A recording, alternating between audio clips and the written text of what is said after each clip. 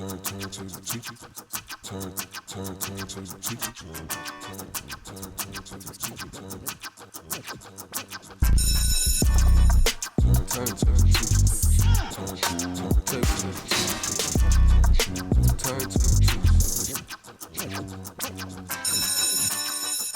And welcome back. I'm Mike with the Turntable Teachers, and class is back in session, here for another guest speaker episode at AOA Studios. If you're an artist, podcaster, or content creator of any kind, make sure to reach out to us at aoastudios.org, book your session or service today.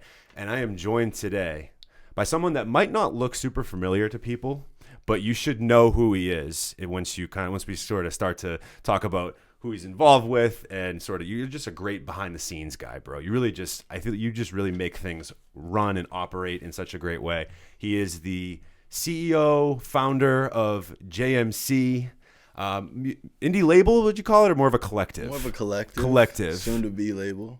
I love it. Okay, so we'll talk about that a little bit. Thank you very much. Obviously, artists such as Timi O, l.ucas, Rilla Force, Jiida are a part of JMC as well, and this is none other than Deric Wagner joining the show, bro. Wow.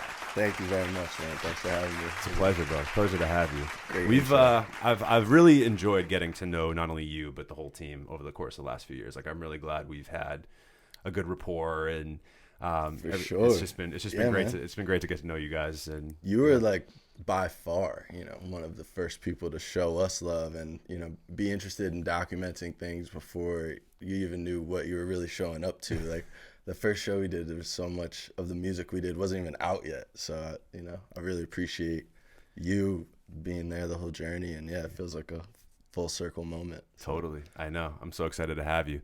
Obviously, we've had l.ucas and Timi on in the past, and no spoilers, but we got some other JMC, if you guys can do the math there, got some other JMC artists that are going to be showing up here pretty soon as well. But we wanted to start with Deric because, you're somebody that really, like I said, just really makes things operate from a behind the scenes standpoint.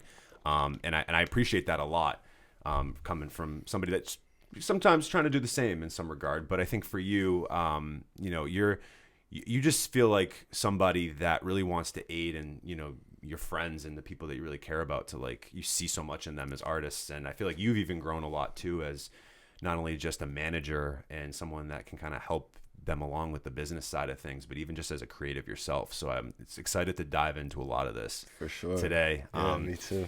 But we got to start with the objective. So that's where we get to know a little bit about you and your background. And I know you initially got your start, I would say, as like a manager would be with Timi and l.ucas when you guys all met at UMass Lowell, correct? Sort of. Okay. I'll give you the full background. Yeah. So, great friend of mine, Gustavo Baozo, wearing the shirt. Shout out to Gustavo. Shout out Gustavo. He went to Mass Art and met a bunch of incredibly talented people, but was rooming with Jordan Boone, a.k.a. Jiida.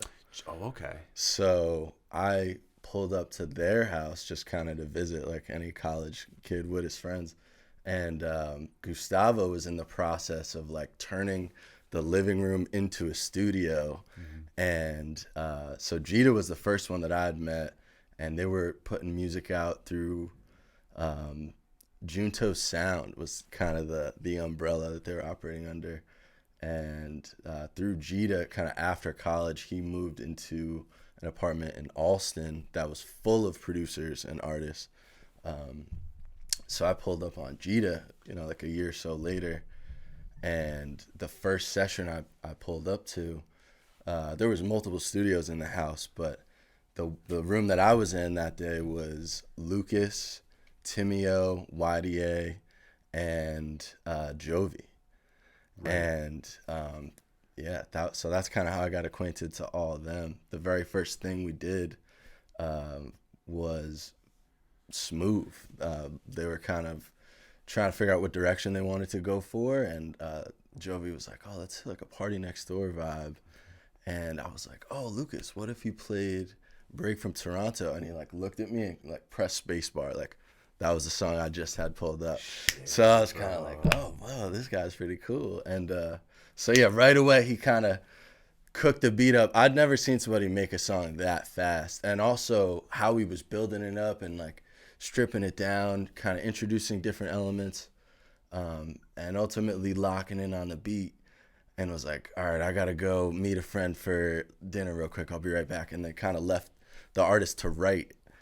So that whole process was just so inspiring to me, and just kind of seeing Jiida be literally living inside of this creative hub of artists. And through that, I didn't know how to or kind of what it was going to look like, but I was like, yo, I want to help you guys, Timi, Lucas, and, everybody, but specifically Timi, Lucas, Jiida, like, let's lock in, let's do something. Yeah. And what was your background? That's an awesome story, by the way. I love that.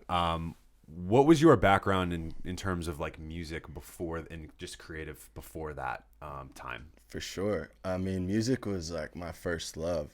I grew up, my father and my mother both really into sports and music. So I was always immersed in both, through just what I was consuming all the time. Growing up like in New Jersey and New York, they have really, really awesome state-funded like programs, initiatives. It's all built into the education, Mm-hmm. So, there was always instruments in the house. I think the first instrument I learned how to play was like the viola in second grade. In second grade, you're like allowed to pick a certain, from a certain subsection of instruments. So started off with the viola, then went like to percussion, which was like everything from like a xylophone to timpani, like snare drum, the big bass. And then, like Performing Arts Academy, jazz band. I was playing the bass guitar.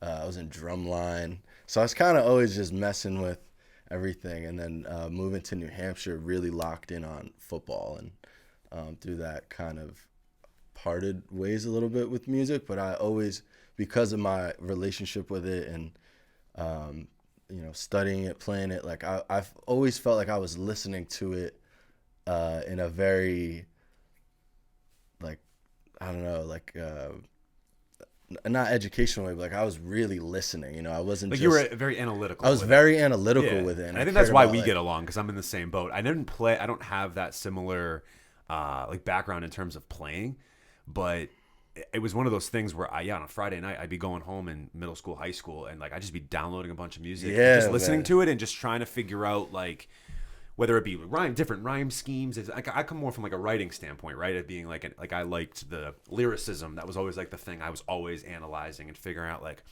how did this artist make it sound so good when he or she said this, like in this moment, and sort of like, or inflecting on this word and things like that. Like that was the stuff that I really got into. And then it was a little bit after that where I started to think about the musicality of it a little bit more. But I'm in the similar boat of that. I never really saw myself playing anything per se, but like it was always the analytical side just fascinated me with music and just like how it worked. For sure, yeah. Breaking down like different rhymes, especially hip hop. That's when I was totally like, whoa, they sampled the song? Whoa, what song is that? Yeah. Whoa, who did that? Yeah. It's always fun nowadays, even to like, I was always like, I think the website's like Who Sampled That or something like that, I believe is the is the site.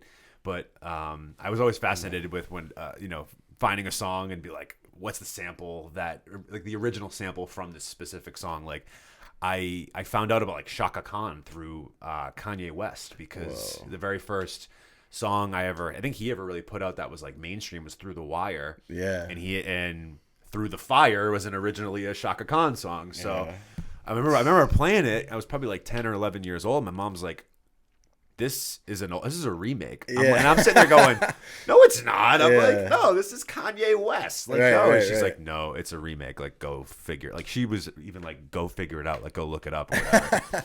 And I'm like, oh, who's this Shaka Khan person? And then all of a sudden it's like, oh, okay. This Through the Fire is the real song, or the original song. So that shit always fascinated me about like artists that would flip certain samples and stuff. Yeah, it's the ultimate.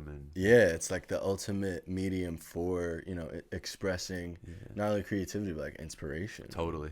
Through recycling. So with Timi and Lucas specifically, and Jiida, of course, all three of those guys, and Gustavo, really everybody involved. So how difficult was it for you to like find your role within that group, or was it kind of very natural thing of like, okay, Deric is kind of going to be a little bit more of the administrative side, but also like, I'm sure you do, and you've, as things have gone on further and further, I'm sure you have, and I know that for a fact because you have like executive production credits on certain videos and or certain things that you've creative input that you've had, creative direction. Like, where did you start to fit in with that group, and sort of how difficult was it to like figure out your lane? Honestly, the most difficult part was in the last couple years, especially the year where like everybody's doing so much at such a high level. It started out just like, you guys are dope. What, why aren't we putting out music? Okay, what's the checklist of what needs to get done? Oh, we need a studio session. Oh, Timi needs beats. Oh, Jordan has all these song concepts and beats. We just need to find somebody that, to record on them. So at first it was just like, let's get this stuff done.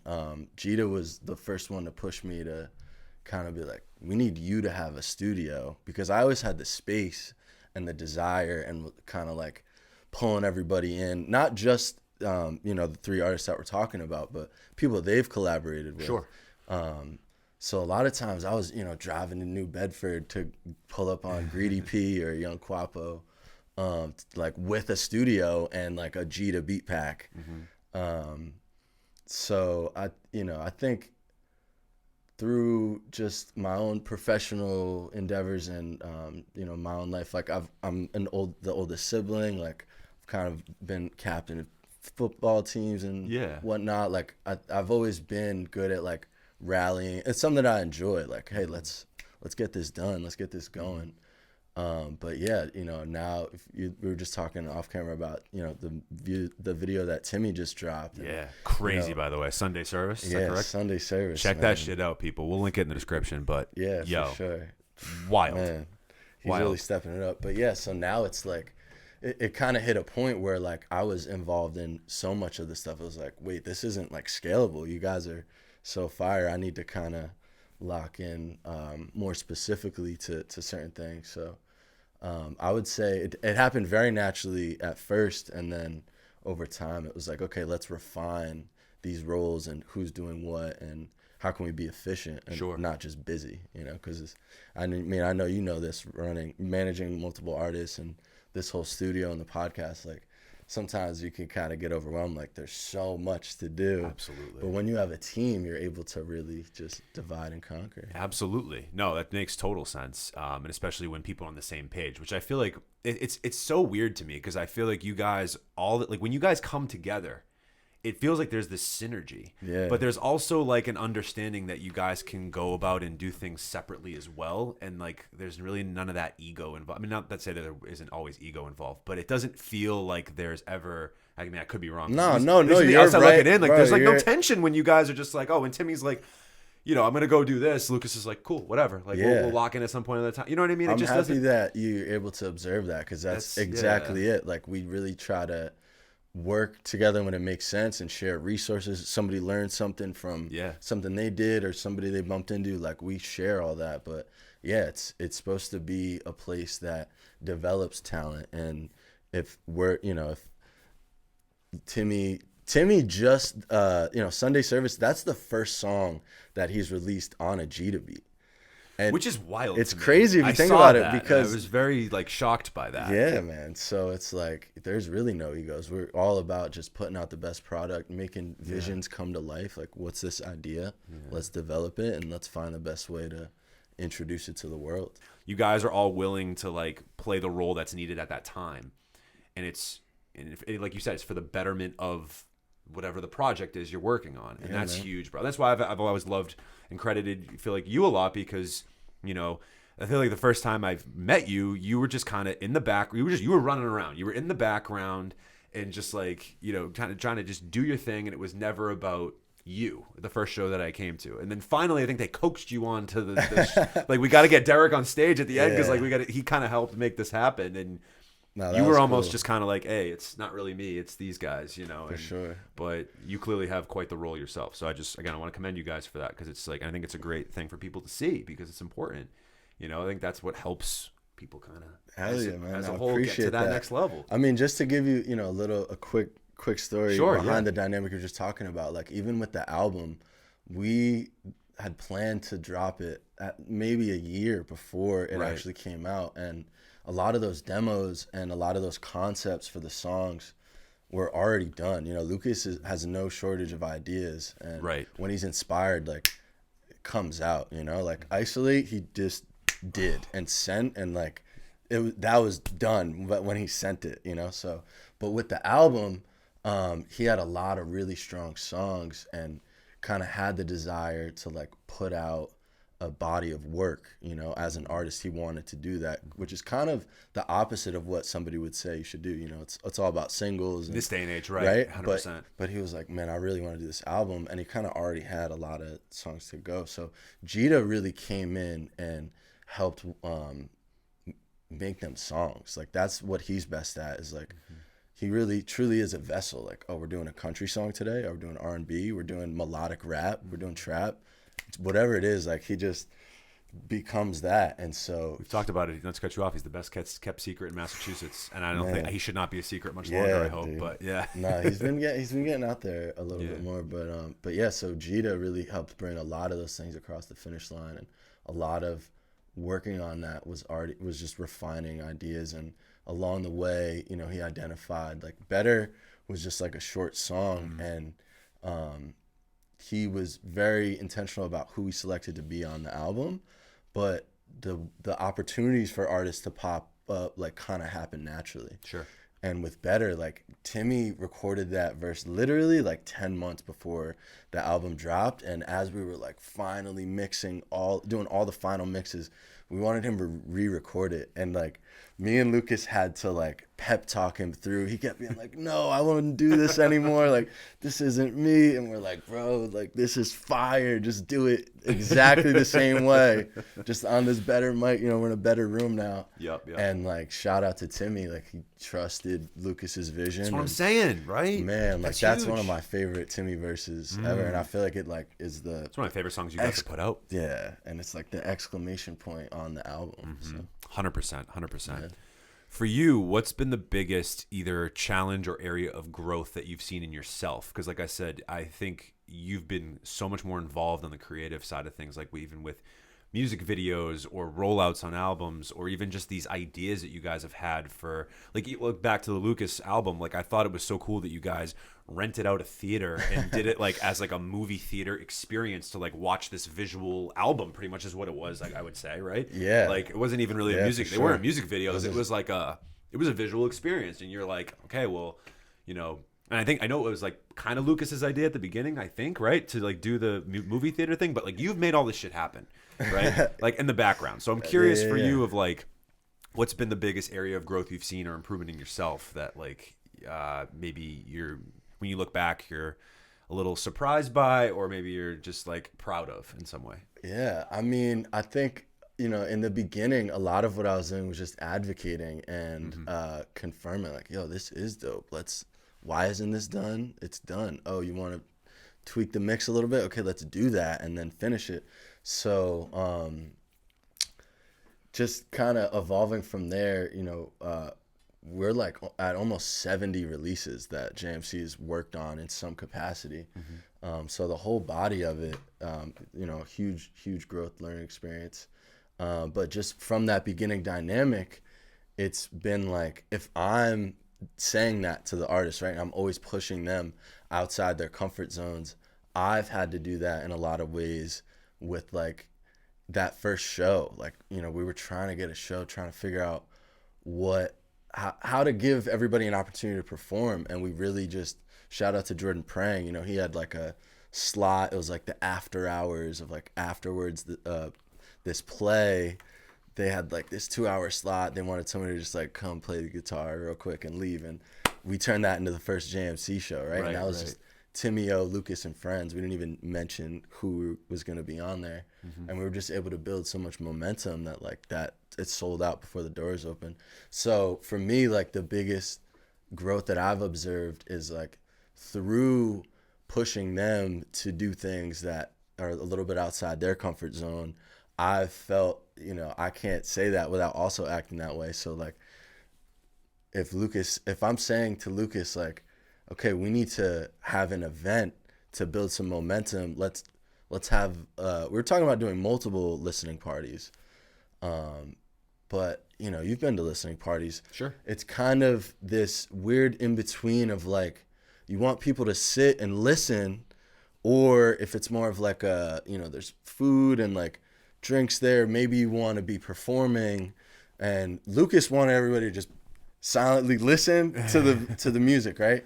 And so we're thinking like, how do we do that? Like, how do we create that environment? And he was like, well, that happens naturally when you go to a movie. Right. So through that, it was like, we have to shoot a short film. And shout out Jacob Rodier. I forgot to mention him. I know I had him in my head to mention it in a minute, but yeah, man, like Jacob. Talk about one of the crazy, like Emmy Award winning visual effects artist Jacob. Is Rodier. he actually now? Yes, man. He on what? Actually, congratulations, Jacob. By the way, shout out Jacob. I don't know the name of That's okay. of the project, but he did VFX. But I mean, in his own discipline, his own practice, he's incredible. Like if you just go on Jacob Rodier, type that in YouTube, he's worked on so many amazing pieces, and he's got some stuff in the stash too that's coming out soon. The stuff he did on that Lucas short film, some of it blew me away, man. It's some of the visual effects are crazy because, like, again, it was so. He shot the whole. By the way, like, just real quick, he shot the whole thing. You go to Jacob with a vision, and he helps develop it the way Jiida does a song. Like, he brings it across the finish line. You go to him with references, and he's really good. I mean, the guy watches like 2 to 4 music, not only music videos but like films a week. He's really a student. He's a junkie about He's a it. junkie, so he just knows all the references, all the spots. So he really brings that all to life. Oh, 100%. I mean, there was stuff that he did in there which just absolutely blew me away. The shot where the continuous shot that kept Infinite zoom. Yeah. Yes, that one was crazy.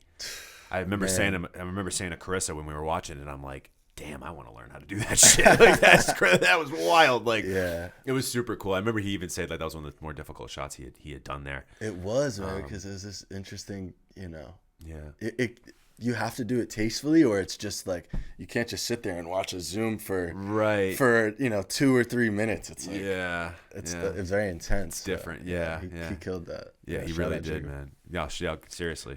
And I think that's the beauty of it too, right? It's like when you guys are doing the right things, like the right pieces come into place and the right people sort of fall into place. It's super dope. I love it.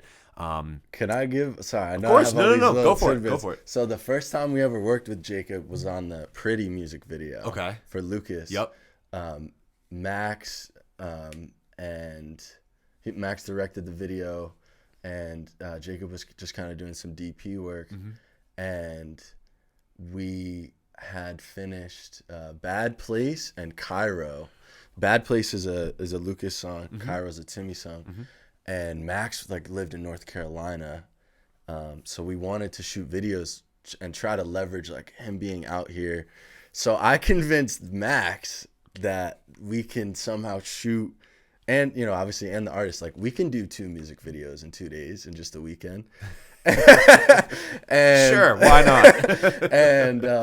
and shout out Jacob. He came down from Connecticut, and day one was filming at multiple locations. We were doing half one video, half the other, and the second day was kind of the same thing. That's crazy. Yeah, and so afterwards, we were like, that was awesome that we got all this footage, but I can't edit 2 videos in the timeline that you're asking. So Jacob was like, yo, I actually really like this Timi song. Let me do the video. And that was the start of us really working together. And from then, they've done a bunch more videos. Oh, way more, yeah. Yeah, obviously the one that blows me away a lot, particularly as a concept of a song, would be Noir Fatale.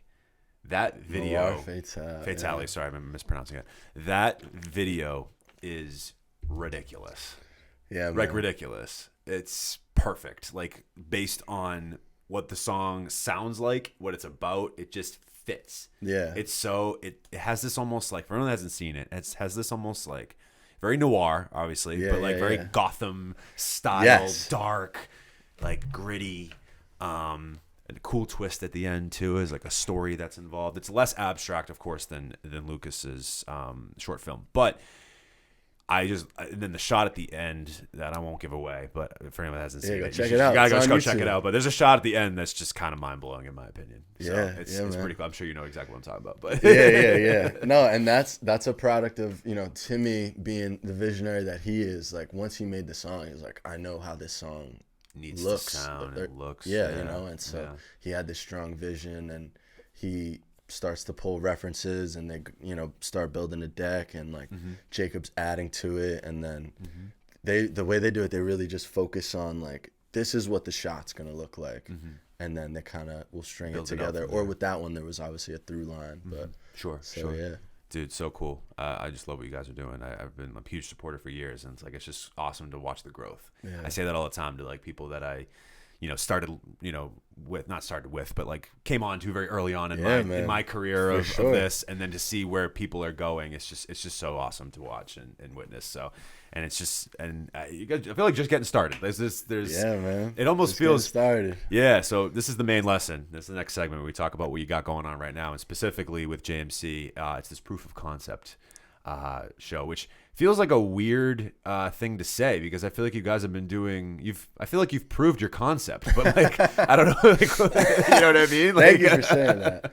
So we don't feel that way yet. So. No, that's fine. I'm sure you don't. I don't in a lot of ways. The things I'm working on too. But anyway, it's just one of those things when you're close to it. Sometimes that's how you feel, right? Yeah. But so what is going to be different about this show, or like what are you trying to prove, I should say, with this show that you maybe haven't in some of the others? Because the first two JMC shows, I feel like, were quite a level up, right, from each other. The first one I felt was really raw, but also unique in the way you guys structured it. Like I remember when I wrote about it, that was one of the things that really stood out to me, was the fact that you didn't just have like Timi come on and do his set, then Lucas, then Jovi, then, you know what I mean? Like you brought, it was almost like, it felt open mic-ish, but almost just kind of like acts in a play, where it's like, okay, these specific people are coming on to like, you know, whether it was Lazy and Lucas to perform a song or two, and then, you know, maybe Timi comes on for one of the songs, and Lucas walks out, and then Jovi comes back on, and it just Uche, right? So it just felt like this sort of like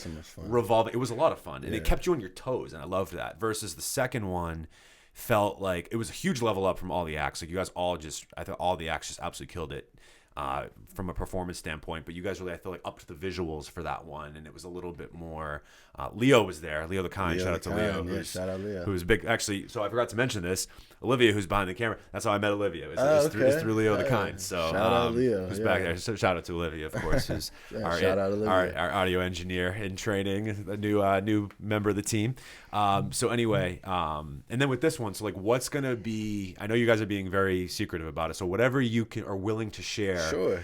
For people to get people through the door, especially like, what's going to be new or different about this one, and what concept are you trying to prove this time? Well, so it's funny you say, like, after that first show, the feedback was just so overwhelmingly positive, and like you said, it was raw, you know, like a lot of those songs, some of them never in a good way, by the way, like I don't mean that negatively. It was unrefined. Like we were like, let's try to fill this room, you know, how are we going to do it? And we just kept throwing stuff at the wall, and it stuck, and we landed at like this, you know, looking back on it, it was crazy. We had like all these group rehearsals, and you know, it went really well, but there was a lot of opportunities for it to not.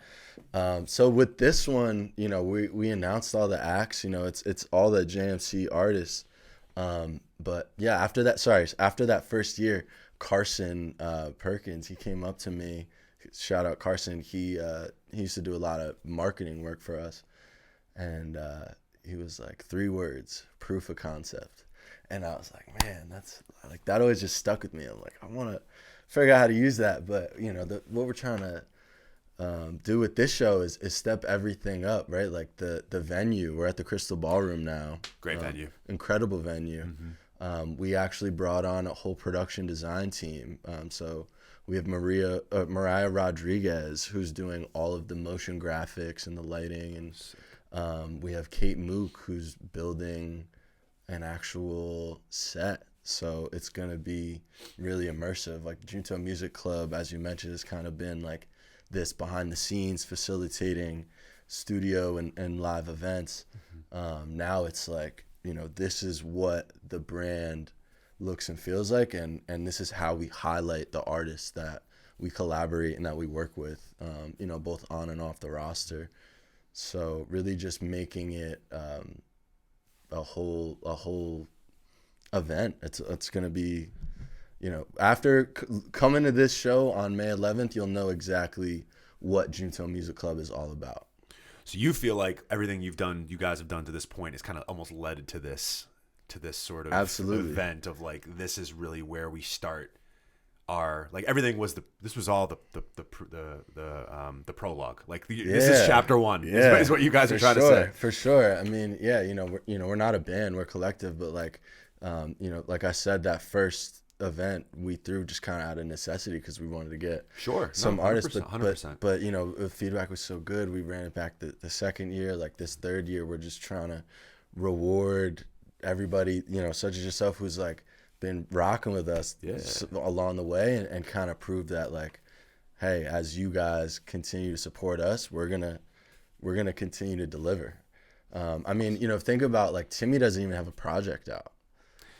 I know, right? So it's crazy. There's a lot of unreleased music on my phone right now that may or may not be out, you know, by the time the show comes out. So. Even I have one with l.ucas and Jiida. Maybe it's out Oh now, yeah, I gotta, what's going on with that project? I've been waiting on that, dude. My guy. I know. When I say it's close. Yeah? Oh yeah. Okay. It's absolutely will be out this year. No question. No question about it. Yeah, masterclass. It's yep. At this time of this recording, I have 4 mixes left to do. Okay. That's it. Nice. How many songs? It's 19. Whew. Yeah. It was supposed to be 20. One didn't work out, which is, but you know what? Hey, that's what happened. I know, but hold on. Now that I'm thinking about it, right? I've thought about it more and more. Like, people keep telling me the fact you were able to actually get 19 of those out of those 20 songs done is like crazy. Like, when you really think about, like, there's 20 producers on this album. There's 42 artists. Like, it's a massive undertaking. Let's talk about that a little bit, because it's not about me right now. Let me take my interviewer position. So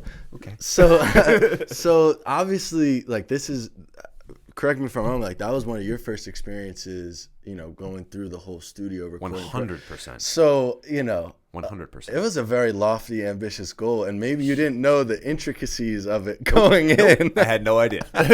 So how has that been for you, you know, coming out now on the other side, like a, you know, 90%, 95% success rate with, or, you know, only one song didn't get finished, and all these different verses coming from all these different places. You try to get all these artists to record and get the mixes done. Like, that, a lot of them didn't even know each other. Nope.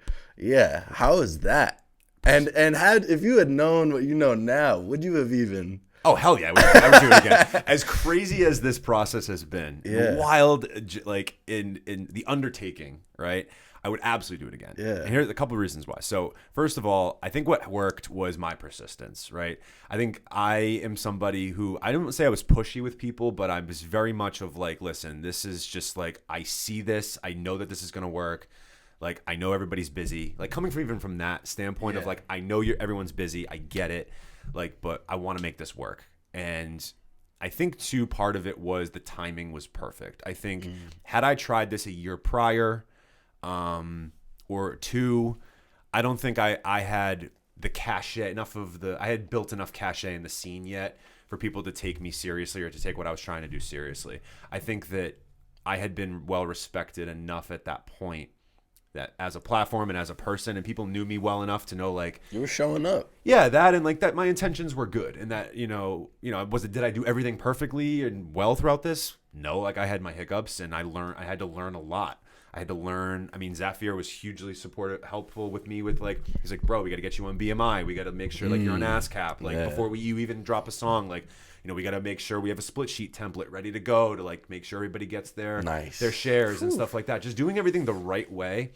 And I feel like I had learned enough at that point to do it. But also at the same time, I knew what it had always been a dream, like l.ucas had said, to put out an album. Always been a dream of mine to do something along the lines of this. And I think that when I got to a place where it felt like it was possible, and it was really an organic thing too. It didn't initially, I didn't walk into this being like, I want to do this like 20 song album. Like, it really, it started off as just like a beat tape. It was supposed to just be a beat tape, and that kind of grew from there. And a friend of mine, big shout out to Sam, who was like really intricate in the early process of it. It was pushing me to think bigger. he was like, because the open verse, open hook challenges on TikTok were starting to become a thing. Yeah. And that was the light bulb click for me. I was like, what if we did this with these? We had these 5 beats. We weren't really sure what to do with them. And I was like, we should do like an open verse, open hook challenge. And Sam was like, well, why stop at 5? Like, try to see how many other producers would be on board to like do this. Don't even do like, because initially when I got those beats, they were all like these like beat tutorials that I was trying to do like through COVID, just trying to like diversify content, but also help out people that like, hey, if you're trying to like learn how to make a beat, like I'm gonna get all these producers on, they're gonna like show how they make these beats and show their process, and not to say that one's right or wrong, just to like show you how you could potentially chop a sample, or what drum packs are certain people using, or how are they making their own drum patterns, like all that sort of stuff. And what I found was like the beats were cooler than the content, weirdly enough. And I was like, I got to do something with these. And I just wrote up these pitches, and I would say I asked 21 producers, and 20 out of the 21 said yes. And we're like, this is a cool concept. Even someone like Rilla, who I didn't have a ton of like rapport with at the time. Shout out Rilla. Shout out Rilla, absolutely. His song's fucking crazy. All these songs are crazy. I can't wait for you guys to hear it. I'm serious. I know I've been like saying it for a long time that like it's coming. I promise it's coming really, really soon. Nice. But man. It's just the learning curve was wild, and just the timing was crazy too, because I knew in the back of my mind that we were going to need to record these songs, but the studio wasn't a thing at that point. But I just had faith enough to know, like, I'll figure it out. Like, I know me. I know who I am. I know that I'm a go-getter. I know I'm somebody that when I say I'm going to do something, I'm going to do it. I'm going to follow through. I'm going to deliver. Like, I just know. Even if it's not exactly what I said I was going to do all the time, or it's going to be perfect or whatever, I know I'm going to fucking get it done. And when the studio became a possibility, it just timing-wise all worked out well. Yeah, like, crazy. We opened this. We got the keys in January. I announced all the winners in December. So literally, most of the songs were recorded here, and even the ones we weren't able to get done here, we went to like the Record Co. or we did one at Nowhere Studios. You know what I mean? Like we did John Glass's. So it was just a matter of also like trying to make this less like I'll take on the work, I'll take on the undertaking. Just give me a little bit of your time and a little belief in me, and I'll take as much off your plates as possible, but I just believe in this, and people believe in it enough too to think like, yes, this is going to be something that is like worth it. And it has been beyond worth it, dude, in every way, shape, or form. I'm so excited. Damn, it's been the coolest thing. Yeah, congrats. So, thank you. Yeah, thanks for asking. Yeah. Thank you, bro. Thanks for asking. I know it's a heavy lift, so. Oh my God, yeah. The only thing I would change is I definitely would do 20 songs again. That was quite the feat. But it's cool to feel like I achieved most of what I wanted to with it, and it's funny. I almost feel like when we release the project, it feels like it's kind of be the only start of it. Like there's so much I want to do outside of that. I got some things in the works with shows I want to do, and potentially some other things as well in the works of visuals, and just there's a lot of things I want to do with these songs, and rather than just kind of throw it out there on Spotify and Apple Music and be like, okay, we're done. Like I want to try to. The point was to build community. Yeah, man. And credit to the producers and the artists, because they all, without them, it wouldn't have been possible. Like I can spew these, these dreams and all these goals or whatever, these ideas till I'm blue in the face. But if people don't believe in it, or they don't think it's worth it, or they're not willing to, put in their hard work. Like I want to credit everybody that was like willing to take it on. Like, yeah, okay, I'll go into a studio session with people I don't know. But don't know, yeah. That's like the l.ucas one, for example, was really cool because his beat, I think, was so just sentimental and like beautiful. And with Jiida, the Jiida thing was hysterical, by the way. Just the fact that like he didn't know that it was Lucas's. I was shocked that he didn't know. It seemed like we planned it, right? I know, and I feel like people are gonna think that. So here's the real honest story. Like he cycled through them, and music thing's crazy. Like sometimes you sit down and something hits you, and sometimes it just doesn't. And so I'm like, yo, why haven't you like gotten on any of these beats? He's like, I wasn't really able to write to any of them. I'm like, and we're together in his studio. I'm like, let's like listen to them again, knowing that there's a bunch of fire in there. And he was like, oh, I didn't hear this one. And I'm like trying to contain myself. Like, yeah, no, that one's pretty cool. By the way, like, for sticking to that, you know what I mean? And then on the other side, Lucas is like, yo, Jay just kind of killed my beat. Like, what? It's like, how do I not pick, Well, when we had that conversation, I was like, and again, I let the producers have the final say. Like, I was like, I will have as much input as you want me to have, but I will ultimately let you choose. Like, I will trust your judgment on what you think from your submissions are the best. To give context, like it was supposed to be unanimous. Yeah. Anonymous. Unanimous? It's okay. Supposed to be anonymous, like you're not supposed to know who the producer is. So right. The beats were just, I think they were just like they were beat blind. 1, beat 2, yeah. They had names. They were named based on what I received them. So you named them. No. The producer named them. Whatever they were named when I received them, I just kept that as the name. Got it, yeah. Like, I think one of them was like, I think Jordan's was literally just called 144 because that was the BPM he used. Like, I don't even think it was I didn't try to like overcomplicate these things. I think Lucas sent it to me as it was called Spell It Out. Spell It Out, yeah. And what was crazy about it was Jiida, Lib, and Jared Vasquez did not know each other before that session. And they all wrote about really similar things, about loss and about suffering and about the idea of just like how you handle loss. And they all wrote about it from different perspectives. Man. But we didn't change a single line of that song because when we got together, we re-recorded it, we remixed it, all that sort of stuff. But when we got in the room, it just felt like this is what the song needs to be about. And it's going to be powerful the way that you guys all wrote it. It was really just an arrangement thing at that point. Yeah. And it was cool for like Lucas to look at me and go like, how would you want to arrange this? And like ask me that question. And I think maybe working with you has maybe helped him in that sort of regard of like, because I wanted to just maybe, I'll be on the fly on the wall. Like, I don't need to be like super involved with this. But, I was kind of, and then I can't remember the exact standpoint, but I'm like, I had given a suggestion on some type of arrangement. And then Lucas was like, I remember him looking back at me going like, like that was a good choice. Like, good job. Like, you know what I mean? Yeah, man. And I felt validated. Lucas, I'm like, damn, like Lucas is telling me I made a good choice. Like, this is cool. You talk about, ego at the door. Like, Lucas really cares about the music. Like, 100%. He wants no question. the best thing for the song. It doesn't matter if it's none of his ideas, So yeah. It was so cool. And then there were certain songs where like, okay, we need to rewrite this whole thing because it doesn't make sense, like as the way we presently constructed. We have to now sit in the room and actually rewrite, which was fun as well. You know what I mean? It was fun to help out, like on a certain song called "Going On." I helped write a little bit of that hook, which was kind of cool. And so just to be able to like be in rooms and like help with even some of those processes, and just to feel, I don't know, to feel empowered to do so. For sure, was super dope. So yeah, I'm incredibly proud, bro. I'm proud of us. I'm proud of myself, of course, but I'm proud of us as a group of like what we were able to achieve. Like, and for people, like you said, for people to leave their egos at the door and be willing to branch out of who they've normally worked with.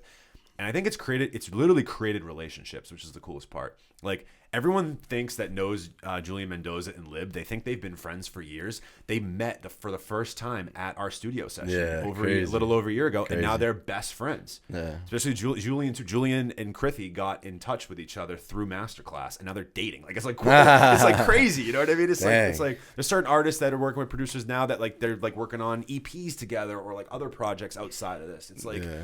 It's dope, man. I'm so happy with things. So thanks for asking. I want to get back to you because I appreciate that. So yeah, Spell It Out. Lucas, Jiida, Jared Vasquez, Lib. Coming really soon. It's actually going to be one of the singles. Nice. So it's actually the second single off the project because I love that song so much. Exciting. It is very exciting. But speaking of exciting. Oh no! Is it pop quiz time? It's pop quiz time. Okay. I've been studying. I'm sure you have. Deric. So for context, Deric's been in on pop quiz twice. He's been in the room, but he's seen how this works. He knows, and he knows what this can be. He's actually been involved in maybe some of the writing of some certain questions as well. So, and now you're on the other side. So tables have turned. Tables have turned, literally. If you're a fan of JMC and Deric and just coming on to us for the first time, pop quiz is a segment where we ask the guests rapid fire questions. Some of them that have to do with music. Some have absolutely nothing to do with music at all. Just things I found out about you.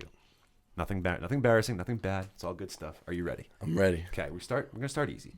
And as you mentioned, you're a big football guy. Okay. Who do you think is the most underrated offensive and defensive player in the NFL? Like right now? Yeah, like currently, as it stands. That's a really good question.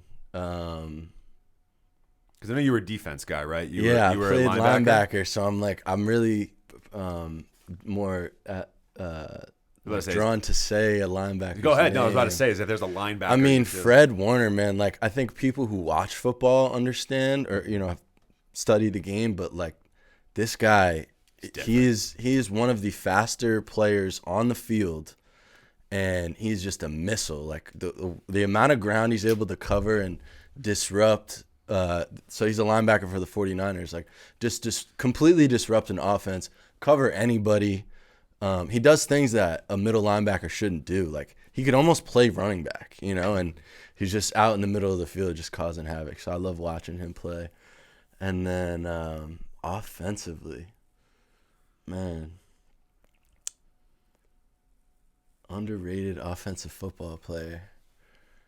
I feel like Mike Evans. People always talk about like top 5 receivers, and you very rarely hear he doesn't get mentioned. Mike Evans. He gets a lot of criticism for not being on the field as much. He has been dealing with some injuries throughout his career, but despite that, since he's been drafted, he's had 1,000 yards every single year, which is wild. 8 years in a row, I think 9. It's like no one else has ever done that. He's had with a couple all the different he's quarterbacks, had too, which is kind of crazy. Yeah, and he's just been on the Bucs the whole time. I mean, he's been suspended from games for like fights like that. Not he didn't start, but like he's defending his quarterback, whatever, and just you could just guarantee that year you're gonna have to pay taxes, and Mike Evans is gonna have 1,000 yards. Like since I've been, an adult. So totally. Mike Evans. Being a New York guy, are you a Giants or Jets guy? Oh man, I'm a big Giants fan. You're a big Giants guy. Giants. It's I was born in Jersey, and my father's side is like all from Jersey, so it's like generations back. Gotcha. So I thought so. I was just curious. I wanted to make sure. So I know you named your car Carol, your Toyota Corolla. Oh yeah. I know you're quite the traveler. You like your road trips and different things like that. What's the best place you've ever driven with Carol? Or memorable moment that you've had? With your Toyota Corolla Carol. Great name for a Corolla, by the way. I got this Corolla when I got it. Nobody had even sat in the back seat. It had 24,000 miles on it. Oof. So that's fantastic. Yeah, shout out Carol. Man, is Carol the one that sold you the car? That's why you named it after her? I don't know why. She just kind of. If no one has been sitting in the back seat at 24,000 miles, it feels like someone's grandmother owned that. That's exactly the situation. That is exactly how I got the car. Man, like all from New York, New Hampshire, Vermont, back. Like I would say one time we're big. Me and all my friends are like big snowboarders and skiers, so we're always like chasing the storm, and we would like rotate, and it was my turn to drive, and I was always happy to. But it's not like a great. It's not. I drove a Camry. It's not great in the snow. It's not a good snow car. We just make it happen. And one time, we left at like 5 a.m. Got there for first chair. I think we were at, I want to say Okemo, and it was just absolutely dumping. Like. And then leaving there, I was just so proud of Carol for getting us. It took us 4 hours to get home. Should have only been like maybe 2. We were crawling. I'm looking at like other cars, off on the side road, like skid out, and we made it home completely safe. We were having a good time. Shout out Carol. Yeah. Dependable. Yeah, Toyotas are dependable. Old-fashioned, reliable. I loved my Toyota Camry back in the day. What are the struggles of being a pescatarian with an Italian grandmother? Oh man, I mean it's definitely like a newer thing for me. It's funny because a lot of people I know through music, like they only know me as a pescatarian. But growing up, like come from a very Italian family. I do too. I had an Italian. I swear to God, I had the stereotypical 4'11" Italian grandmother that like never really left the kitchen. Yeah. For better or for worse. For you know sure. what I mean? Yeah. But I love my grandmother. I love her cooking. But I mean, even to this day, it's been like 5-6 years now. She still tries to feed me meat, not because she's not supporting me, but she just like it just doesn't click in her brain. It's in their nature. It's just in their nature. I'll never forget growing up. Like mine is unfortunately passed now, but like when rest in peace. Yes, of course. Long battle with Alzheimer's, unfortunately. Very, very sad to watch. But when I would go to visit her as a kid, you know, you'd eat at like 11 o'clock, right? And then like we'd be hanging out. By noon, she's like, "You hungry again?" Yeah. If you didn't grow up with Italian grandparents, you might not know this, but if you know exactly what I'm talking about. Yeah, it's it's just a like thing. it's almost like a form of, it's like absolutely out of love, but it's like It's totally borderline abusive. yeah. I'm like, Grandma, I've already eaten, and please don't ask me when I get there because like It's like high blood pressure runs in our family. Like, stop. I'm not gonna say no, and then she Exactly. asked me, and I'm like, okay. But no, I think when I first stopped, it was like, oh, you're not gonna eat my meatballs and gravy that I've been cooking, you know, for 2 days, right. like, and Because those things for them, it does take 2 days. It's not right. like it's. And I'm still bringing my friends, and none of them are not eating meat, so Right, they're all right. like, oh, whatever. Exactly. You know? But yeah, I think just like the telling her, you know, and seeing her be like, what do you mean? You know, like she still doesn't really. It's all right. You're still a hit at Christmas Eves, right? The 7 fishes. You know what I mean? Yeah, no, she's been super accommodating. She's done some really cool things with vegetables. So yeah, I love it. It's very good.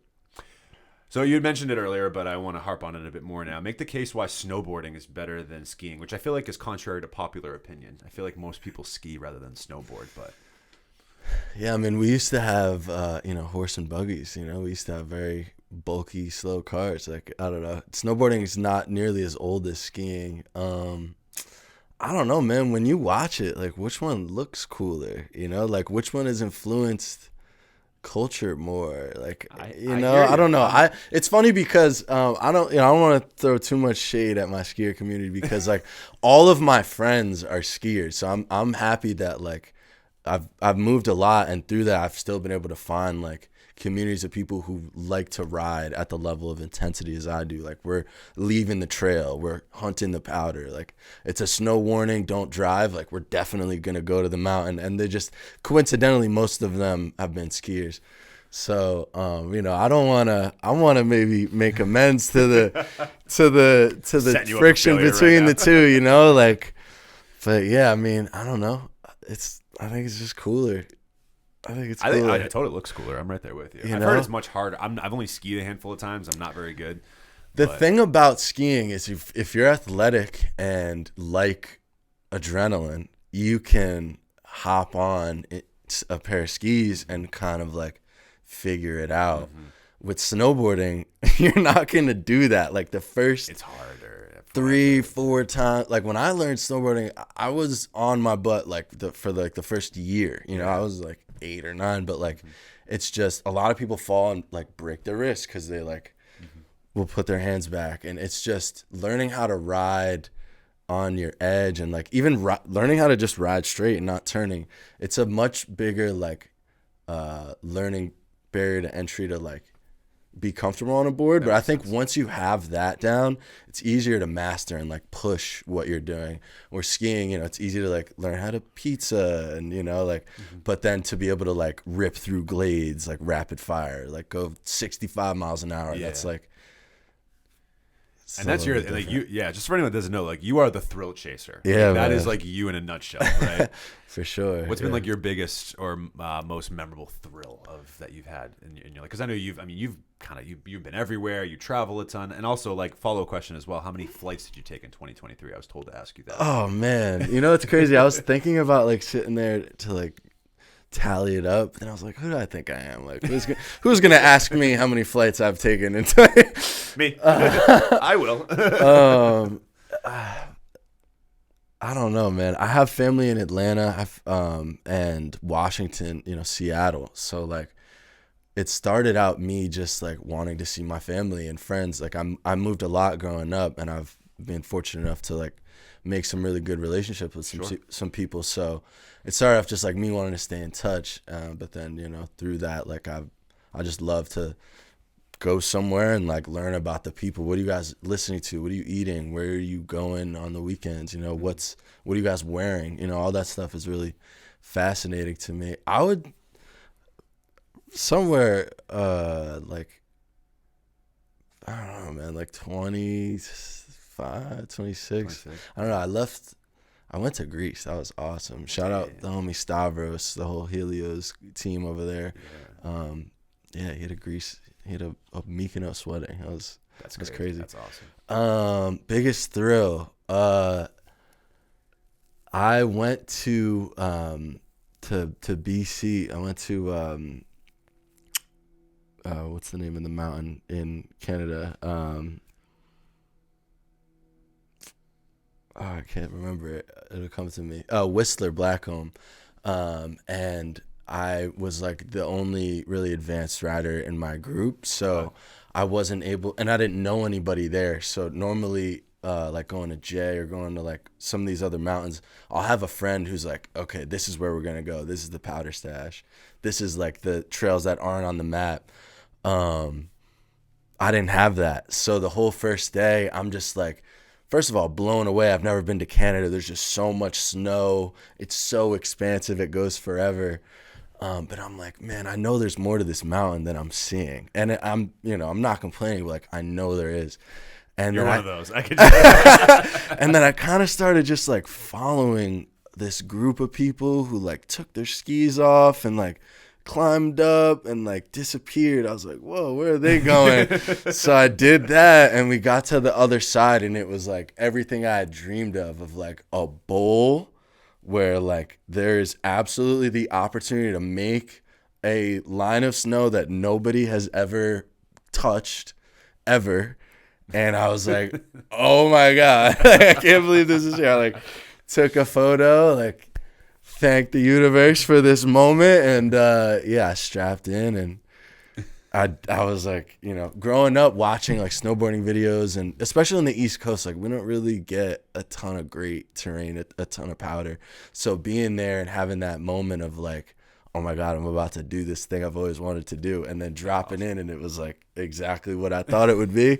And then looking back on it, like, wow, like nobody's riding over that. That's crazy, That's fuck that. That's awesome. Yeah. Fuck yeah. I love it. That's so cool.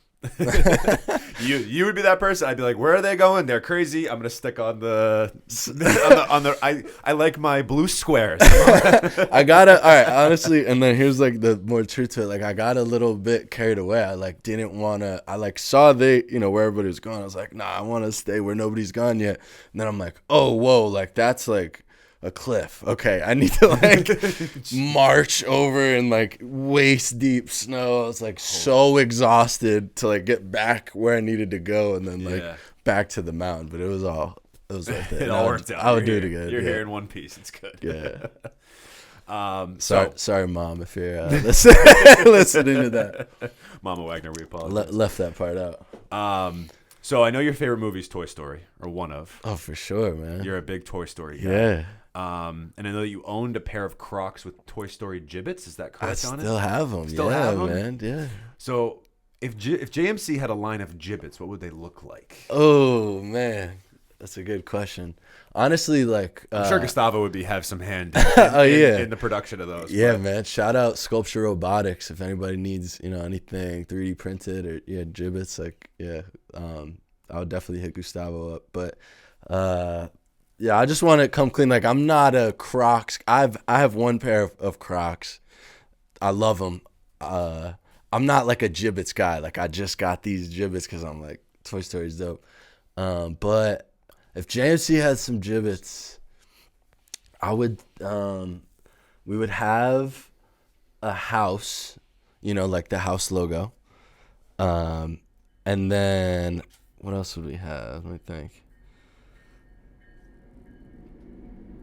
I think a desk. A desk would be super important because like the thing about us is we have studios that we frequent at, but it's always like, let's bring the equipment and this fold up desk we have. Like the studio is gonna be here today, no booth, just like right here. So I think a desk.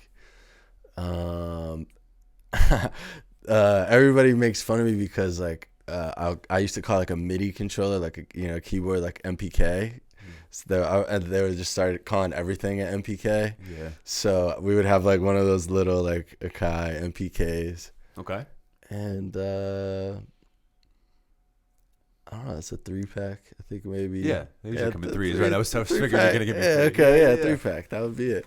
Cool. Yeah, a I house, love a it. desk, and a little MPK. Yeah, I felt the house felt like a no-brainer to Yeah, me. I just assumed, but all right. So I love Toy Story as well, right? But obviously, there's been 4 movies, so I'm curious if you can rank them from best to worst. In your opinion, in your humble opinion, as a Toy Story connoisseur. It's tough because like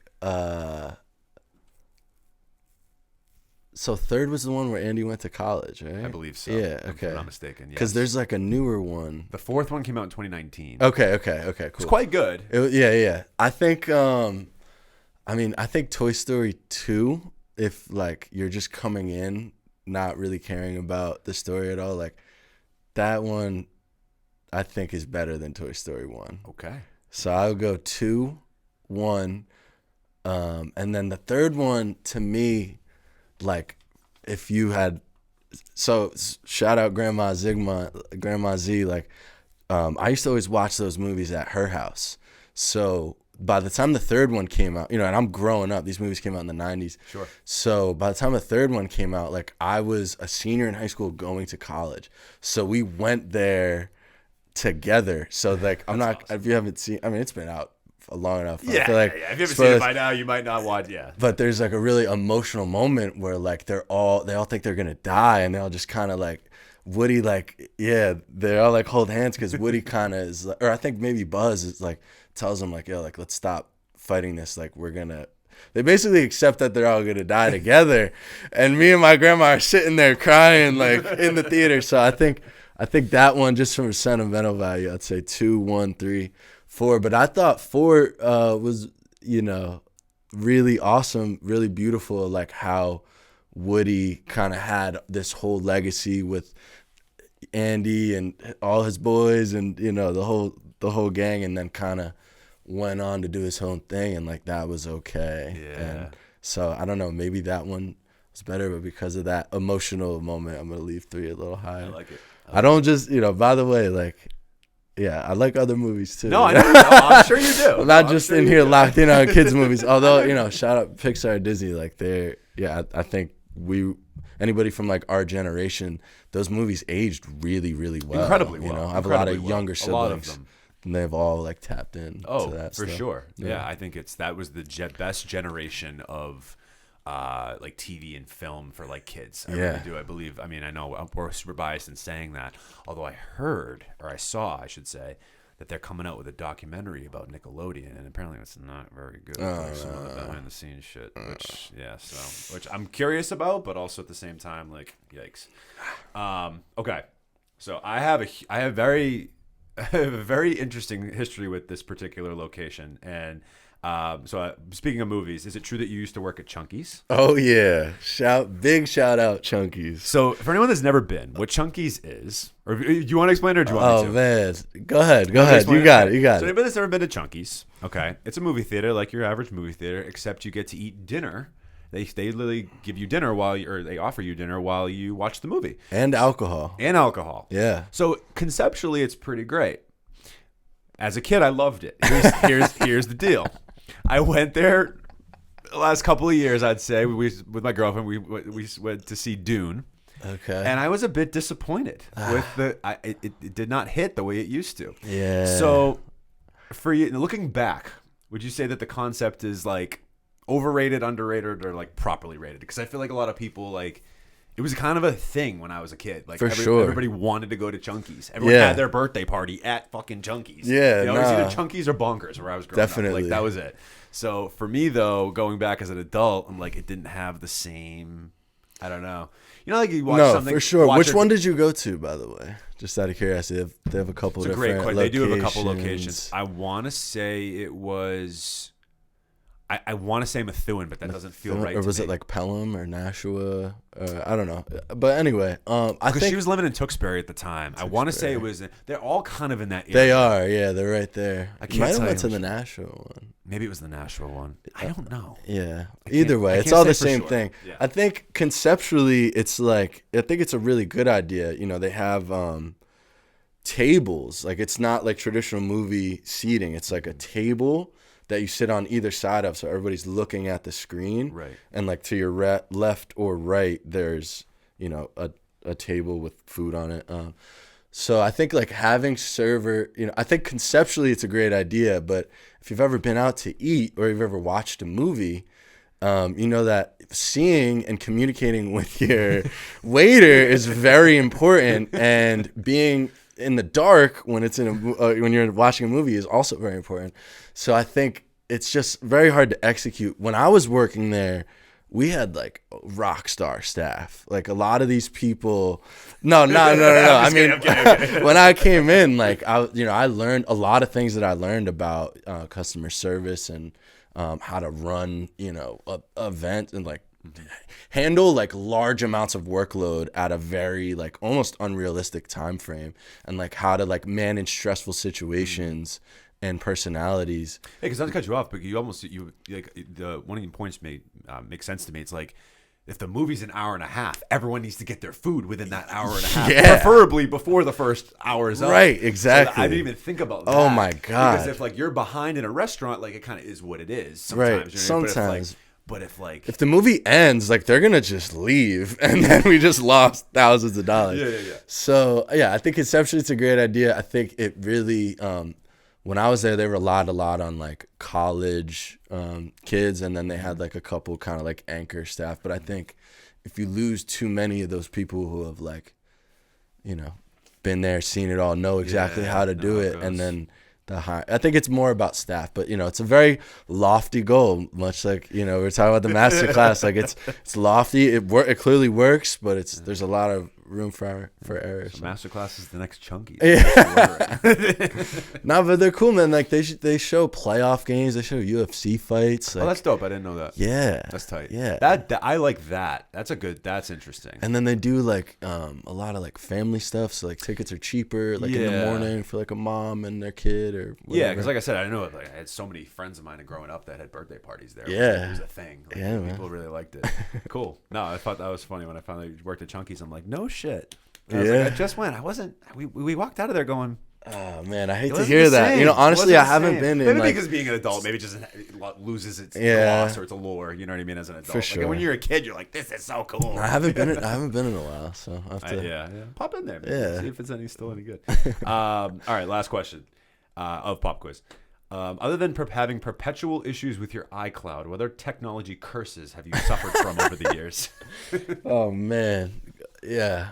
I want to, you know, I knew something like that was coming. It's crazy because Lucas is like a tech wizard, you know, and also like I remember the day I first figured this out. I'm like, you know, we're friends in addition to working together, so I'll ask him something and he'll just like do it. And I remember figuring out like, oh, he like loves like busy work. Like he just like loves accomplishing tasks. Not to say that Lucas is the person that gave me this question, because I don't reveal my sources. No, clearly not. Clearly, that's Lucas. I mean, come on.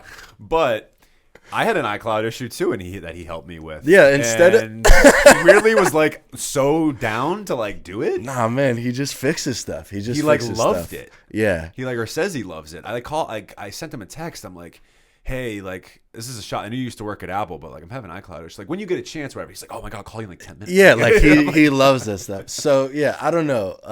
Man, there was a while for like my iCloud was poisoned to the point where even like he got a hold of my devices and is like, I stumped him at a certain point. I got a new phone. We're good now. Shout out Verizon. But no. Sorry. No? Yeah. I'm a T-Mobile guy. All right, well they gave me a phone that works. Have you ever do you ever want to get tortured, call customer service of Verizon. Yeah. I know you don't want to talk ill on them now because they clearly helped you out. They helped me out. Yeah, I don't know. Customer service Verizon is if you want to ruin your day. I'm like still in the infancy of the switch. I switched over from T-Mobile, so okay. See, maybe there's a dark road ahead I'm not aware of, but no. Pray nothing goes wrong with your device, because not great. But no, I mean, you know, shout out Lucas. He's my tech guy. I think he's made me almost a little bit lazy in some regards over the years of like how much I can lean on him. But just like storage stuff, I shoot a lot on the 360 cam.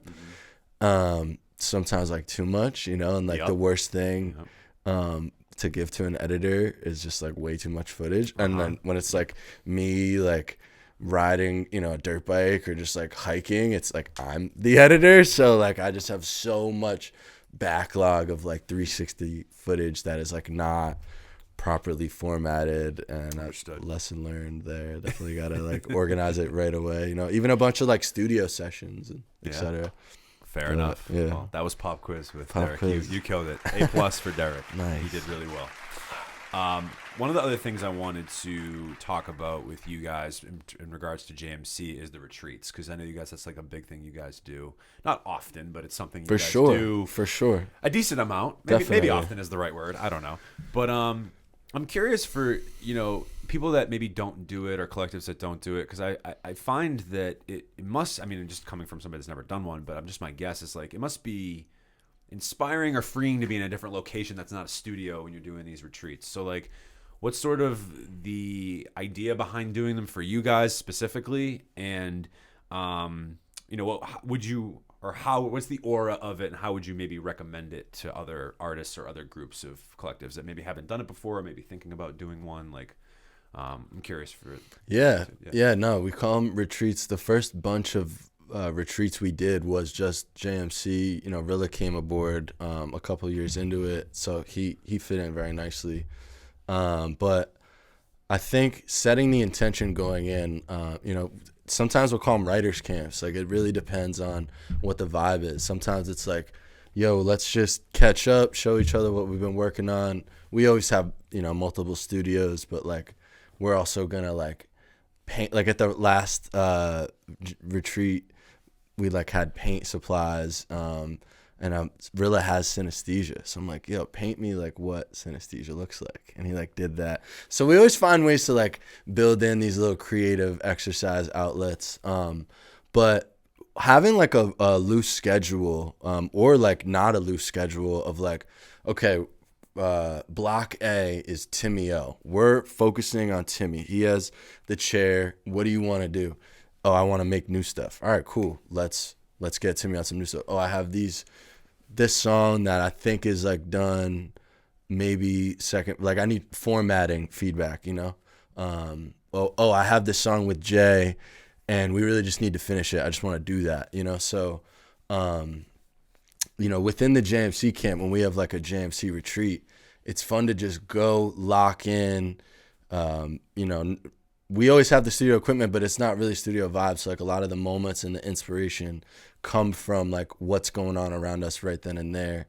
And then I think it's what can happen is like what we found with some of the earlier ones, when there's a lot of artists around, you know, sometimes there's a desire to like do something on every song, and like not everybody wants to hear just like a song with 5 artists on it. So like finding that balance, you know, keeping the egos in check of like when and where it makes sense. And then, you know, we do have songs that are like way too long and like they're dope, you know, and like that's awesome. But having that segmented time, like, okay, this is Jiida time.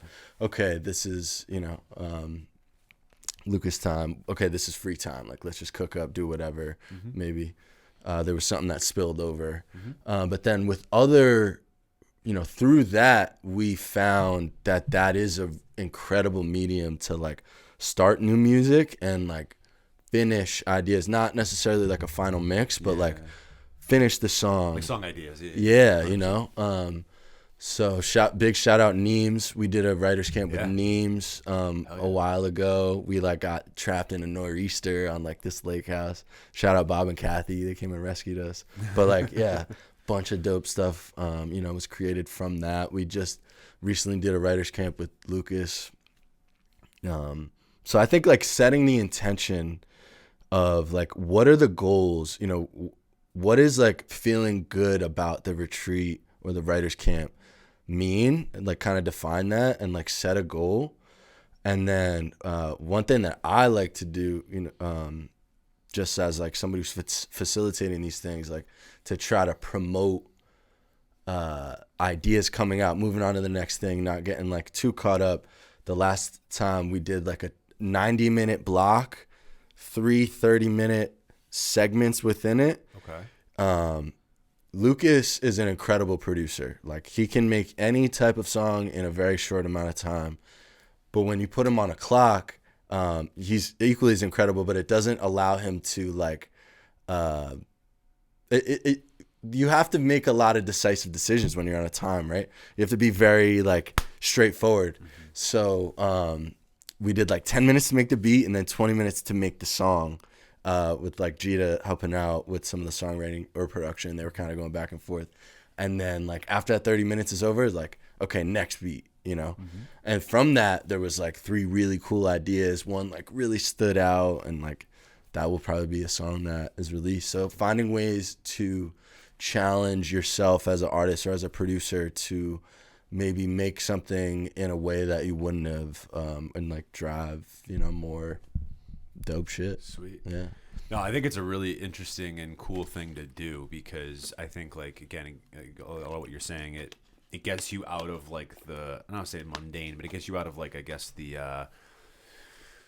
I don't know what the word I'm looking for routine. Is, like, thank you. That's exactly the word. The routine of, like, a typical studio session. For sure. Right? For sure. And feels a little bit more of a freedom to that than it would be. And you get in, like, a different product, because, like, I've talked about it with Lucas before, and he said, like, you know, they do them at, I think it's someone in his family that has the beach house, if I'm not mistaken. Yeah. I mean, it must be interesting, like, awesome to have, like, that be the background while you're, like, for sure working, you know, like, it has to be inspiring in some way, shape, or form, because nature in any form is incredibly inspiring. I know you're a big nature guy, so yeah, man. I just think I think that's fantastic and I think more people should do it. I've been trying to push us as a team to do it soon, because I really, like, think we'd benefit from it, you know, just, like, definitely and then you lock in and just, yeah, maybe there's certain ideas that you bring back from the retreat that you then finish and get inspired from. Oh my God, yeah. I would say, like, one of the biggest things that came from, you know, that overall, in addition to all the incredible music, but, like, just working dynamics, like, sure,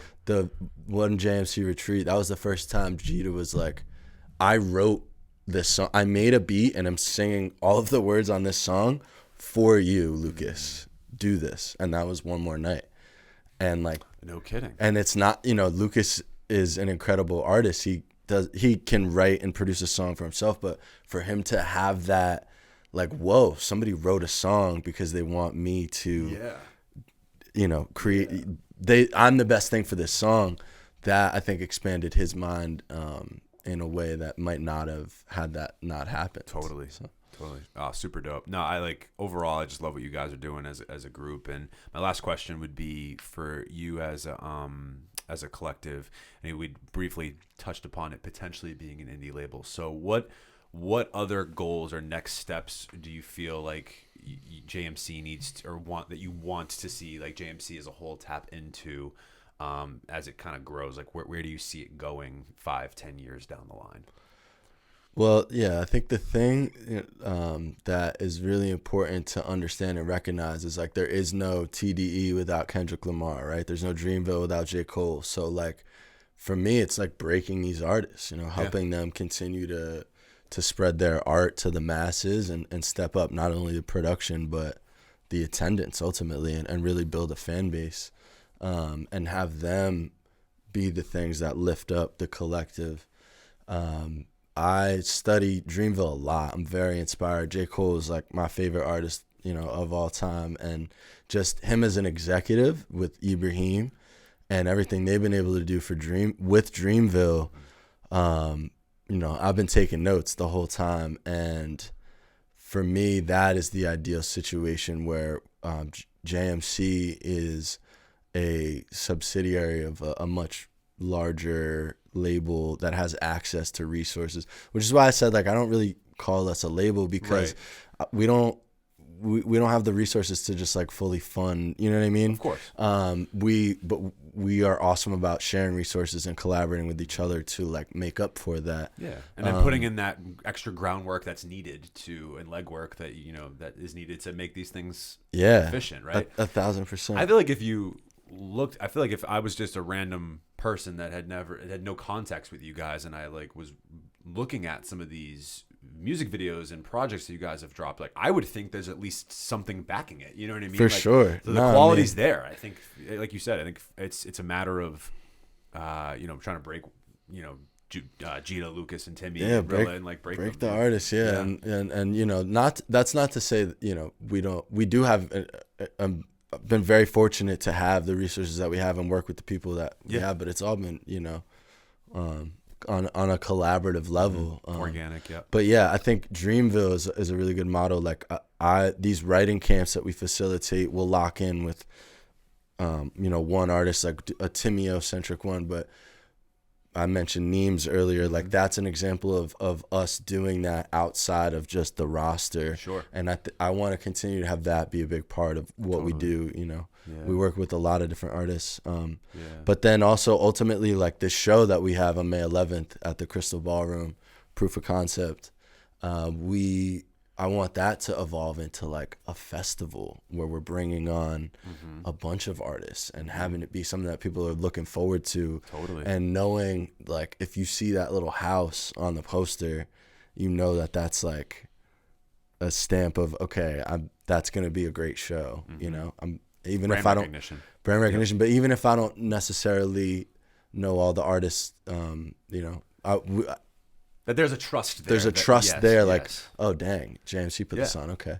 Totally. But yeah, and then like everything that Dreamville did with that last mixtape they put out. I was gonna mention that, right? Yeah, because that just kind of dawned on me and clicked with the Revenge of the Dreamers. The Revenge of the and Dreamers. That documentary that they did. I feel like that was particularly inspiring for me personally with Masterclass. I didn't really do it conceptually in the same way, but I think for me, like, it was like, okay, I know that it's different, but like, okay, it is possible to bring people in and have this be this egoless thing, or really like the check the ego at the door type deal. Yeah. And to make it happen. I mean, even just recently watching this documentary right now on We Are the World, and just how that was like, that's on Netflix. If anyone hasn't watched it, it's really good. I gotta check that out. It's just really cool, and just similar thing of like how, you know, it's how difficult it is to bring all these big artists and big names into a room, but just like if you know the intricate things that need to happen for it to for it to be something that people want to, you know, benefit from. I feel like potentially these writing camps and retreats, like I could easily see how that would be inspiring, right, from something like Revenge of the Dreamers and those sessions, because how could it not be? Yeah, for sure. And then, you know, ultimately, being known for kind of being a center of collaboration and development of artists, but having a physical, you know, place to do a retreat, like a Shangri-La vibe of like a tucked off, if you know, invite. This is where the things happen. You walk in the room, you can feel the energy, you know, having that physical space. One day, Deric. Yeah. One day we're making it happen. It's gonna happen. Man, Deric Wagner of Junto Music Club. This has been quite the episode. I still have one last question for you. This is the open response. Normally we do the dream song scenario.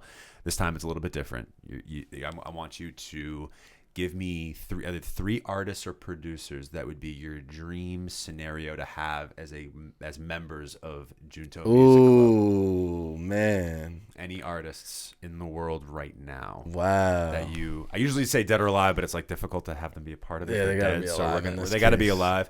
So let me get Prince, Juice WRLD, and Mac Miller. Nah. I mean, that would be great. I would love that. Rest in peace to all those legends. Yeah. So this might be an interesting spin. So maybe if there's like artists that are starting to kind of bud a bit and like come up, you know, like it could be a J. Cole could be like a great answer, but like it's up to you. Like you kind of go with it the way you want it. Maybe you can essentially roster whoever you want. Like they're not like, you're not like holding them hostage, but like they want to be on JMC. Yeah. Like, that would be like, you know, it's just a fun little exercise. Yeah, I mean, I'm not gonna like pick Drake, but like I think I want to stay away from, you know, I have a lot of friends that are bubbling. I want to try to go for maybe not like an A-list, but kind of more. So go for it. I'll say three artists or producers. It can be three artists or producers. You can do a combination of whatever you want. You can do, you know. Smino is at the very top of the list. That's weird you said that, because in my mind, I feel like Smino would be a good fit. But I feel like Smino is just like the product of all of my favorite types of musical influences I grew up in. Raps at a high level. Yeah. Oh man. Smino. Great choice. See, of that echelon, I feel like those are perfect choices. Yeah, Smino for sure. 070 Shake. Shout out 070 Shake, man. Yeah, I'm a huge fan of her work. Again, I feel like I've seen her live. She's fucking awesome, dude. I've never seen her live. So my guy, shout out to Johan Lennox. Yeah. He was opening for her tour about 2 years ago and got us in there. I just watched that documentary of her making "You Can't Kill Me," the album, and I'm like, oh shit, he's there's very Johan. much in it. Yeah. He had quite she's a hand in incredible. it. I think she, that whole like Kanye, Mike Dean, Travis Scott sound, Cudi sound, she like ran with that and really made it her own. She revamped, I think, a lot of what they were doing Definitely, sonically. Like, for sure. For that slew of those 7-track albums that they were doing, like the Daytona, yes. Nasir, like, yes. I know she had a major hand in a lot of that. I know Johan did too. I think that's even how they met, potentially, if I'm not mistaken. But no, I mean, she had a lot of like uncredited vocals, like on that album too. Just like kind of wild. Like like Violent Crimes, Ghost Town. Yeah, like, Ghost Town. She really, It's crazy because once I found her, I'm like, oh, I already love your tone and your voice, everything, bro. And then, man, 2 great choices. I'm gonna pick. I'm gonna go with Kenny Beats because I think that like the way he is in the studio from the cave and like his ability to be early to identify talent and pull in these artists and like make them feel comfortable enough to create. He's such a chameleon, and I think he also has fostered a lot of connections and relationships, like really helped push Vince Staples to like, yo, you're dope. What's going on with the music? Like, oh, the Alchemist is taking too long. Okay, let's make a whole album real quick. Have you seen the show yet? Who's? Vince Oh, Staples? no, not yet. I can't wait to see that on Netflix, right? Yeah. Well, it's very bingeable because it's like they're all 30 minutes and there's only 5 episodes.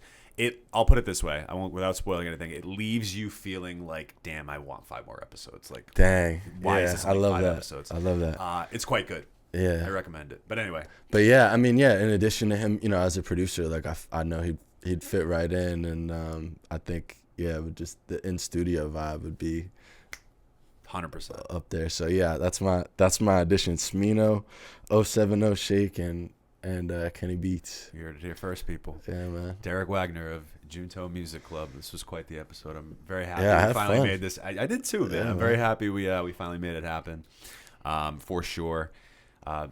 Nothing left to do at this point but plug away. So let the people know where they can find you. And of course, as we mentioned, May 11th, Crystal Ballroom, proof of concept. Get your tickets while they last. I know that's a decent cap there, but I mean, I think you guys are gonna do some damage on this one. Yeah, man, for sure. You're gonna hear a lot more about this show over the course of the next few months because, again, spoiler alert, we have other JMC acts that, again, do the math, who hasn't been on yet, but they're coming on pretty freaking soon. So we'll definitely be talking more about proof of concept with them. But like I said, make sure you get your tickets. They're on sale now. Get them early while they last. Yeah, get them early. Get them discounted. But I mean, bunch of stuff coming this year. Timi just dropped Sundayservice. Shout out Timi O. Jiida has 2 projects he's sitting on. I need you guys to go bug Jiida about those because those need to come out ASAP. I'll do that in a couple weeks when he sits right here. maybe off camera I'll play you Lucas's next song. We got that queued up. Rilla's got a project, maybe 2 on the way. I don't know. Okay. And there's a whole JMC mixtape that we're working on. That we'll be doing a single off that and putting that. One thing that I'm really trying to pioneer and figure out a way to do is like in the streaming age, it's awesome because everything is super accessible right away, but it's like kind of lost its magic a little bit. Like we were talking about earlier, being all analytical of verses and like hip hop and like going on. I remember going to like Hot New Hip Hop or Dat Piff, and like being like, dang, how many flame markers does it have? Like, I definitely need to get this. So trying to find ways to like bring that back. So that's a big thing that we're exploring with the tape. Cool. And May 11th, Crystal Ballroom. Yeah, awesome. Check us out. Where can the people find you guys? My Instagram is Deric Wagner, DericWagner. Check us out. The website's live, juntomusicclub.com. All that stuff's in my bio. All linked in the description of this episode as well, whether you're listening audibly or watching on YouTube, obviously I'm going to link all these not episodes, videos, music videos, and content that Deric has been talking about. And of course, if you're a fan of Deric and Junto Music Club, just come on us for the first time. You can follow us at Turntable Teachers on Instagram, TikTok, turntableteachers.com. And then, of course, if you are an artist, podcaster, or content creator looking to record or do some type of content, aoastudios.org. So make sure you check us out. Hit them up, man. They take good care of you. They give you water, they give you couch. I feel like that's like about the hydration, man. They have water here. Come now. Not sponsored by Poland Spring, but hey, Poland Spring. That's why I got mine off the table. I'm like, I was about to say, probably should be doing it. It's all good. Deric, thanks so much for being here, bro. Man. Appreciate it. As always, I'm Mike. I'm Deric Wagner with the Turntable Teachers, and class is officially dismissed. Turn.